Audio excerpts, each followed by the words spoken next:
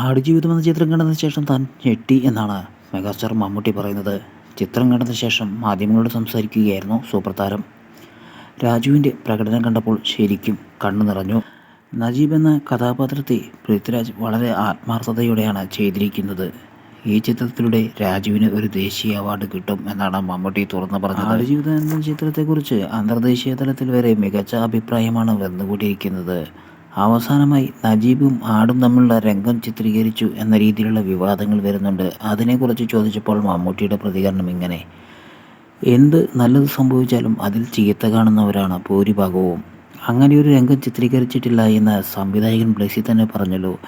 പിന്നെ എന്തിനാണ് ഇങ്ങനെയുള്ള തോന്നിയാസം പറഞ്ഞു നടക്കുന്നത് എന്നാണ് മെഗാസ്റ്റാർ ചോദിച്ചത്. ആടുജീവിതത്തിലെ നജീബിനെ തനിക്ക് നേരിട്ട് കാണാൻ ആഗ്രഹമുണ്ടെന്നും അതിവൈകാതെ അത് സംഭവിക്കുമെന്നും മമ്മൂട്ടി പറഞ്ഞു. എന്നാൽ മലയാളത്തിലെ മറ്റൊരു താരവും ഇതേപോലെ ആടുജീവിതം ചിത്രത്തെക്കുറിച്ച് പുകഴ്ത്തി സംസാരിച്ചിട്ടില്ല.